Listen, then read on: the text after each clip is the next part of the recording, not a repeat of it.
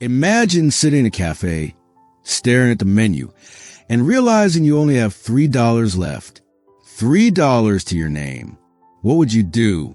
Walk away hungry? Or swallow your pride and order something small, hoping no one notices?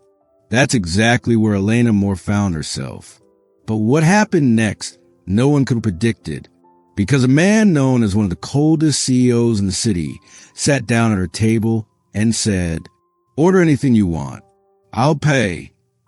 Now, before we dive into this unforgettable story, tell me, where are you watching from tonight? Drop it in the comments below. I'd love to know where our community is tuning in from. All right, let's begin. The evening air was cool, carrying with it the faint hum of city life winding down. Streetlights flickered on one by one, as though the world itself was preparing for rest. And there, on the corner of a quiet cafe, sat Elena Moore. Her fingers lingered on the edges of a worn leather wallet. Inside, only 3 crumpled dollar bills remained. $3. That was all she had left for dinner. She stared at the menu in front of her. The cheapest item was just out of reach. And for a moment, the weight of her reality pressed down harder than the hunger in her stomach. Elena wasn't careless with money. No, she worked tirelessly at the small bookstore down the street. She stretched every cent, skipped meals more often than anyone knew, and still, here she was, doing the math of survival over a cafe menu. Her stomach tightened, but her pride, her pride was stronger. If it came down to it, she would leave hungry rather than beg or borrow. And that's when he walked in. Adrian Knight. The name alone carried power in the city. A man whose reputation was as sharp and cold as the suits he wore. The kind of CEO people whisper about but never approached. He didn't belong in this small cafe, not among the chip tables and soft yellow lights. And yet, his gaze, sharp as glass, landed on Elena, not just on her beauty, not the way her dark hair fell across her shoulders. No, he noticed the way she sat upright, refusing to let the world see her hesitation, her quiet battle with pride. A look he recognized, because once, long ago, he had warded himself. For a heartbeat, Elena didn't move, didn't look up, didn't know she was being studied. But Adrian, cold, calculating Adrian, made a decision. He stepped forward, the sound of his polished shoes cutting through the cafe's hum. And in a voice low, steady, and disarmingly direct, he said, "Order anything you want. I'll pay." The words hung in the air. Simple, blunt, unexpected. Elena's head snapped up, her eyes narrowing. Who was this stranger to assume she needed saving? Suspicion flashed in her expression, but Adrian didn't waver. He leaned slightly closer, his tone softening. Not charming, not rehearsed, but human. "I've been in that chair before," he told her. "Hungry, counting coins, trying to keep my pride. Let me buy you a meal." No strings attached. The cafe seemed to fall silent around them, as if the entire room held its breath. And in that moment, 2 worlds collided. The girl with only $3 left, and the man with wealth beyond measure. Neither of them knew it yet, but this chance encounter, over a simple dinner, was about to rewrite the story of their lives forever.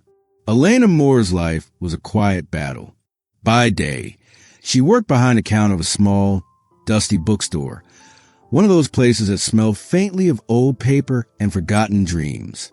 The shelves leaned with age, the lights buzzed faintly overhead, but to Elena, it was more than just a job. It was a sanctuary, her world of words. From the outside, people saw just another clerk, carefully ringing up purchases, stacking books, greeting customers with a polite smile. But behind those smiles was a story she never told. Rent overdue, bills piling up, dreams pushed aside because survival always came first. She lived simply, Not because she wanted to, but because she had no choice. And yet, no one could deny her resilience. Every morning, she walked into that little store with her head high. Every evening, she left exhausted, but proud. Pride, that was the thread that held her together, because Elena refused pity. She refused handouts. If she had to fight for every scrap of stability, then so be it, she would. Now, on the other side of the city, in glass towers that pierced the sky, lived a man whose life couldn't look more different. Adrian Knight. To most people, his name meant power. Whispers followed him through boardrooms. A ruthless strategist, a man who turned crumbling companies into empires. His eyes, cold and calculating, were said to see opportunity and weakness. In an instant, he was the kind of man people respected but never truly liked. His suits were tailored. His watch worth more than most people's salaries. He moved through life like he owned it, because in a way he did. And yet, behind the polished exterior, behind the headlines and the reputation, there was something no one saw. Loneliness. For Adrian, wealth had become a fortress. Yes, it protected him from hunger, from struggle, from the days when he himself had once counted coins in a pocket that felt far too light. But that same fortress had walls too high for anyone to climb. People saw the CEO, the cold decision maker, the billionaire who could buy anything, but not the boy who had once gone to bed hungry, not the young man who had clawed his way out of obscurity, only to realize that success without connection was just another kind of prison. And that's why, on that night in the cafe, Adrian recognized Elena's expression, that stubborn pride, that silent war against circumstance, because once it had been his reflection in the mirror. Two lives, one tethered to struggle, the other isolated by success, worlds apart on the surface, and yet bound by the same thread of quiet resilience, the girl who refused to break, and the man who had already been broken and rebuilt himself into stone. Neither of them knew it yet, but fate was setting the stage.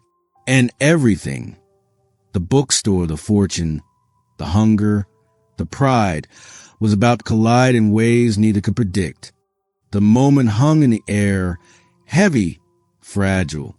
Elena Moore, clutching her last $3, looked up into the eyes of the man who was her opposite in every imaginable way. Adrian Knight. The name alone could silence a room. But here, in the dim glow of a modest cafe, he wasn't introduced by titles or wealth, just by an unexpected offer. Order anything you want. I'll pay. At first, Elena didn't answer. Her lips pressed together, her jaw set. The instinct was immediate defense. Who was this stranger to assume she needed saving? Her pride bristled at the thought, because charity, even when wrapped in kindness, still felt like pity. Her voice, steady but laced with suspicion, finally broke the silence. Why would you do that? You don't even know me. Adrian didn't flinch. He didn't smirk. Didn't throw his wealth around. Didn't reach for a business card like so many others would have. Instead, he leaned just slightly forward, his tone quiet, honest. Because I've been in that chair. A pause. Hungry. Counting coins. Wondering if pride was worth more than a full stomach. It is. But tonight, it doesn't have to be. Elena blinked, startled by the bluntness of his confession. She had expected arrogance or condescension, but not this raw truth, spoken so plainly it disarmed her. Still, the war inside her raged. She could walk out, keep her dignity, pretend she wasn't starving, or she could stay and risk owing something she couldn't afford to give. Her fingers curled around the edge of the menu. She searched his face, trying to read the man behind those steel gray eyes. Was this a game? A test? But what she found instead was unsettling in its simplicity, sincerity. For the first time, Adrian Knight wasn't the untouchable CEO from magazine covers. He was just a man offering dinner. No contracts, no conditions. Finally, with a breath she didn't realize she'd been holding, Elena nodded, her voice quiet but firm. Fine, but just dinner, nothing more. And with that, something unspoken passed between them, an understanding, a truce. The waiter arrived, and for the first time in weeks, Elena allowed herself to order, without fear, the total. Soup, bread, a small plate of pasta. Simple things, yet to her, they tasted like freedom. Adrian didn't order much. He seemed more interested in watching her, not in the way men usually looked at her, but with curiosity, like she was a puzzle he didn't yet understand. Their conversation stumbled at first. Elena kept her guard up, answering questions with careful brevity. Adrian, on the other hand, spoke with the same directness he had in business. Blunt, straightforward, but never cruel. He asked her about books, about the little store she worked in. And slowly, to her own surprise, Elena found herself talking. Not much, but enough.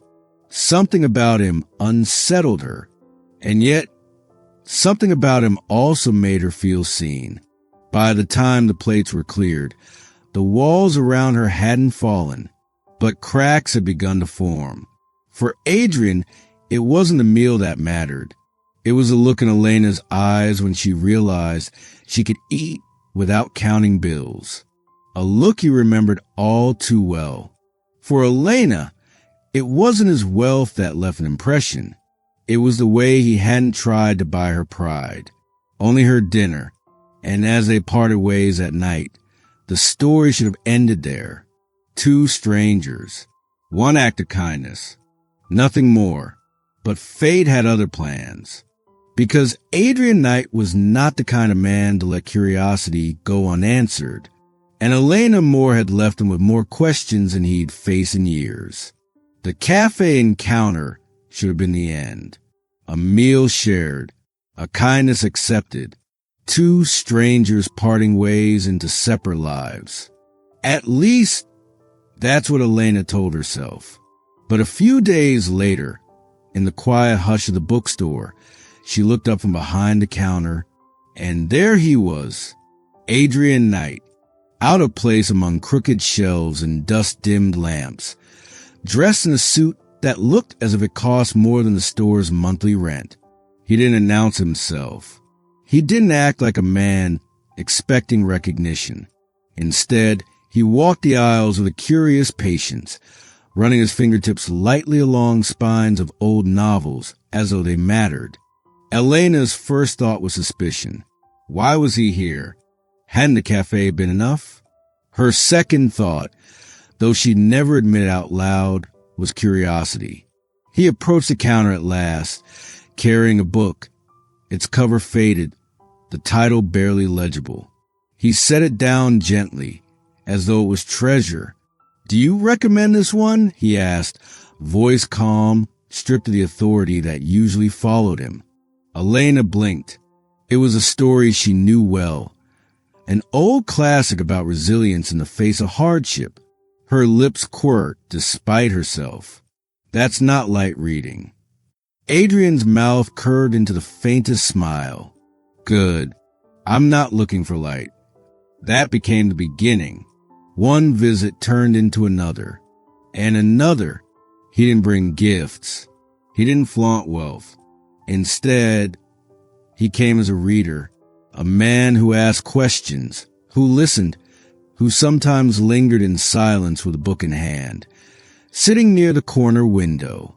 And slowly, Elena realized something that unsettled her even more than his presence.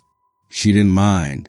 Their conversations grew, not in grand gestures, but in small exchanges. Adrian would ask about her favorite authors. Elena would challenge his interpretations, refusing to soften her opinions simply because he was powerful.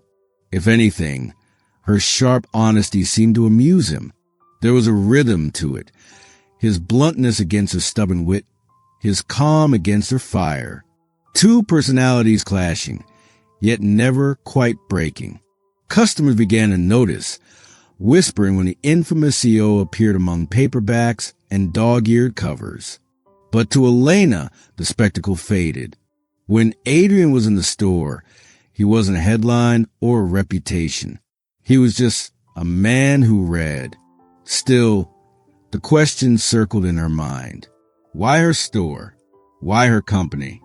Surely a man like Adrian Knight didn't spend afternoons in a cramped little shop without reason. One evening, as the golden light of sunset spilled through the window, Elena asked a question that had been gnawing at her.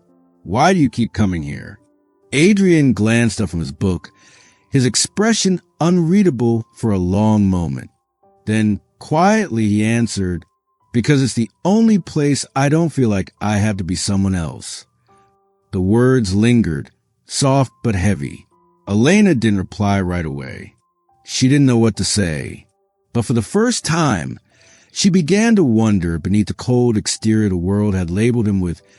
Adrian Knight was searching for something more than power, something she, unknowingly, had already given, a place where he could simply exist. And that realization would change everything. The sky broke open that night. Thunder rolled across the city like a warning, and rain came down in sheets, pounding against glass and pavement with relentless force. Most people rushed home, umbrellas bent against the wind, but not Elena. She was locking up the bookstore, tugging at the stubborn metal gate, when the storm truly let loose. The streetlights flickered, the sidewalks emptied, and for a moment she thought she'd be stranded there, alone. Then out of the shadows of rain, Adrian Knight appeared. His suit was damp, his hair disheveled from the downpour, and for once, he didn't look like the untouchable CEO who commanded boardrooms. He looked human. Storm caught you too? He asked, his voice raised just enough to be heard over the rain. Elena exhaled, half a laugh, half a sigh. Seems like it. The two of them ducked back inside, seeking shelter in the little bookstore as the storm raged beyond the glass. The power flickered once, twice, then finally gave out. Darkness wrapped around them, broken only by the occasional flash of lightning. For a while, silence stretched. Elena sat near the counter, arms folded, listening to the rain hammering the world outside. Adrian leaned against a shelf, unreadable in the shadows. But in that stillness, something began to unravel. It was Elena who spoke first, her voice quieter than the storm. Do you ever feel like, no matter how hard you work, you'll never get out? Like life is just waiting to remind you that you don't belong anywhere better? Her words trembled in the dark, but she forced them out, her pride cracking for the first time in front of him. I've been fighting for so long, she whispered, and I'm terrified it'll never be enough, that I'll always be stuck. Adrian didn't answer right away. The sound of rain filled the space between them, a steady rhythm against the windows. Then, in a tone far softer than she'd ever heard from him, he said, Yes. The single word carried a weight she hadn't expected. He stepped closer, the lightning briefly revealing his expression. Not cold, not composed, but vulnerable. I had nothing once, Adrian continued. No money, no safety net, nights where I didn't know if I'd eat. I clawed my way up, built everything I have, but the higher I went, the lonelier it got. People stopped seeing me. They only saw the money, the power, the image. His jaw tightened, his voice roughened.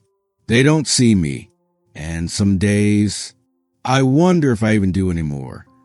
Elena's breath caught. In that moment, she saw him, not the CEO, Not the man from headlines, but the boy he had once been. The boy still fighting shadows, still terrified of being invisible behind his own success. She hadn't expected the storm to strip them bare, and yet here they were. Her fear of never escaping struggle, his fear of never escaping isolation. Different battles, same wound.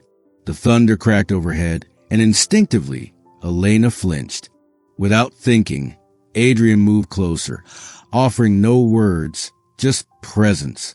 For the first time, the silence between them wasn't heavy. It wasn't awkward. It was safe. She met his eyes, and in that gaze, she found something startlingly familiar. Recognition. Two souls, scarred in different ways, finally admitting what pride had always forced him to hide.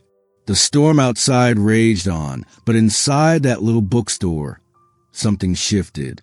A connection was forged, not from wealth, not from circumstance, but from vulnerability.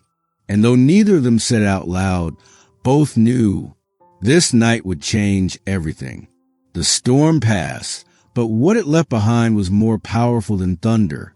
From that night onward, something in their connection changed. It wasn't spoken, not in words or confessions, but it lived in a way. Adrian's visits to the bookstore became less of curiosity and more of a quiet routine.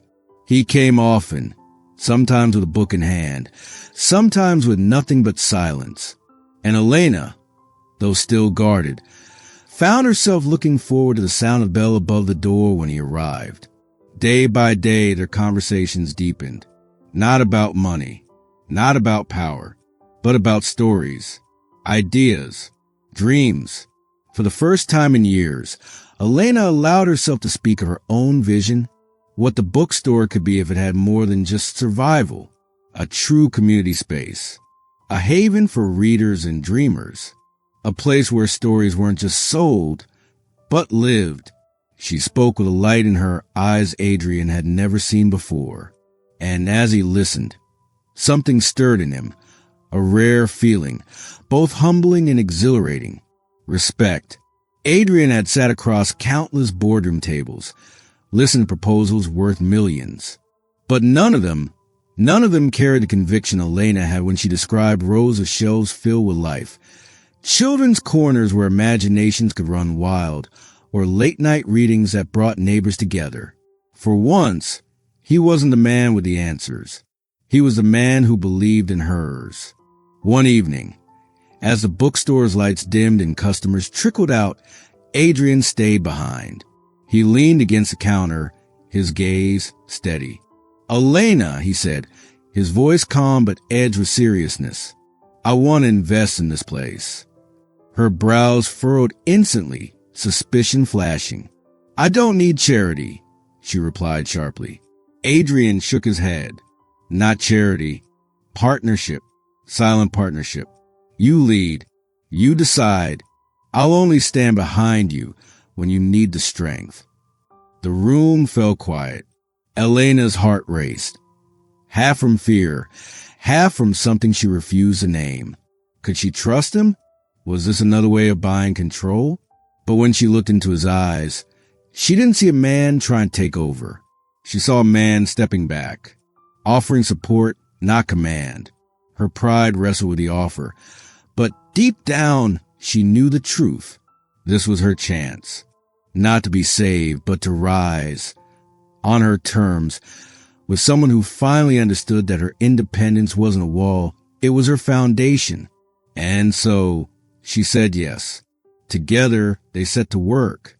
The transformation wasn't overnight. Shelves were repaired, new books ordered, spaces redesigned. Adrian supplied resources, but Elena supplied vision. Every detail, every choice carrying her fingerprints.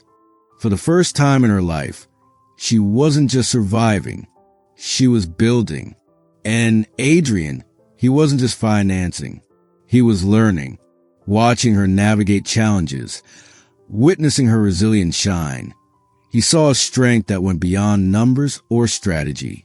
She became the leader he admired, and he became the ally she could finally lean on without losing herself. Weeks turned into months. The bookstore blossomed.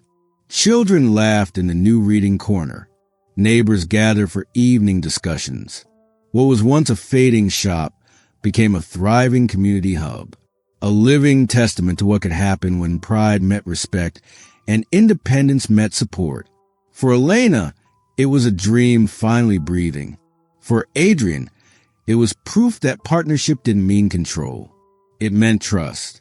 And somewhere in the quiet rhythm of shared effort, between late-night planning and morning coffee over stacks of invoices, something deeper grew, not forced, not rushed, but steady, like the turning of pages in a book neither of them wanted to end. The girl who once counted $3 for dinner, and the man who once counted success as his only companion, had found something greater than either had expected. They had found each other. A year passed. 12 months of growth, of rebuilding, of shared effort and quiet triumphs. The little bookstore that once struggled to survive now thrived with life. A place where stories were no longer just printed on paper, but lived out in laughter, in conversations, in community. And for Elena, it was more than a business. It was proof that her dreams were worth fighting for. Proof that she was capable, not because someone handed her success, but because she built it with her own hands. Adrian knew it too. Every time he stepped into the shop and saw her speaking with customers, arranging displays, or smiling as a child clutched their very first book, he knew this was where her soul lived. This was what she had always deserved. And so, on the 1-year anniversary of the bookstore's expansion, Adrian prepared something different. Not grand, not extravagant, not the kind of spectacle the world expected from a man like him, but something quiet, something deeply personal. He asked Elena to meet him at the little café, the very same one where their story had begun. When she arrived, the place felt almost unchanged. The same chip tables, the same soft golden lights. Only now, it carried memories, echoes of the night her pride and his blunt honesty had first collided. She found him waiting at a corner table, not with champagne or diamonds, but with 2 steaming cups of coffee. Her favorite, just the way she liked it. "Elena," he said, his tone softer than she'd ever heard it. "Do you remember the first night we sat here?" She laughed quietly, shaking her head. "How could I forget? You practically forced me to eat." His lips curved into the faintest smile. "I didn't force you. I offered, and you fought me every step of the way." Her eyes softened. "Some things haven't changed." "No," Adrian admitted, "but one thing has." He reached beneath the table and carefully placed a small box in front of her. But instead of a diamond ring, when Elena opened it, her breath caught. Inside was a first edition copy of her favorite book, the one she had once mentioned in passing, never imagining he had remembered. Her fingers trembled as she touched the worn cover, her throat tightening. "Adrian." He looked at her then, not as a CEO, not as a man used to commanding rooms, but as someone stripped of every defense. "Our story is my favorite," he said softly, "and I don't want it to end. I want to keep writing it, with you." Only then did he reveal the ring. Simple, elegant, not a display of wealth, but a symbol of intention. "Elena Moore, will you marry me?" For a heartbeat, the cafe seemed to vanish. No clinking of dishes, no hum of conversation. Just her, him, and the echo of those words. Her eyes burned with tears she tried to blink away. Because it wasn't the ring that undid her. It wasn't even the proposal. It was the book, the proof that he had listened, that he had seen her, that he had remembered the small details no one else ever cared enough to notice. She nodded, unable to trust her voice. And finally, with a shaky laugh through her tears, whispered, "Yes." The café, once the backdrop of struggle, became the stage of a new beginning. Not of debt and pride, not of loneliness and isolation, but of choice. a choice to walk forward, side by side, to keep writing a story neither of them could have imagined the night. She only had $3 left for dinner. The day of their wedding arrived quietly, not with trumpets nor with fanfare, but with a gentle rustle of leaves, the soft glow of afternoon sunlight, and the scent of blooming flowers drifting through the air. It wasn't held in a grand cathedral or a lavish ballroom. No, it was held in the place that had always been theirs, the little bookstore, transformed into a garden of stories. Shelves lined with novels became the walls of their sanctuary. Vines and blossoms wound gently around wooden beams, as though nature itself had decided to attend. The courtyard, once a modest patch of stone and soil, now bloomed with petals in every shade of hope. Guests gathered in quiet awe, whispering among the rows of chairs nestled between stacks of books. It was intimate, personal, exactly as Elena had dreamed. And then the moment came. Elena appeared at the entrance, her gown simple yet breathtaking, flowing like a page turned by the wind. In her hands, no heavy bouquet, only a few fresh blooms, tied with ribbon. She didn't need grandeur. She carried her own radiance. The aisle was not marble or carpet. It was a path strewn with petals, winding between shelves of stories, each one a witness to this new chapter.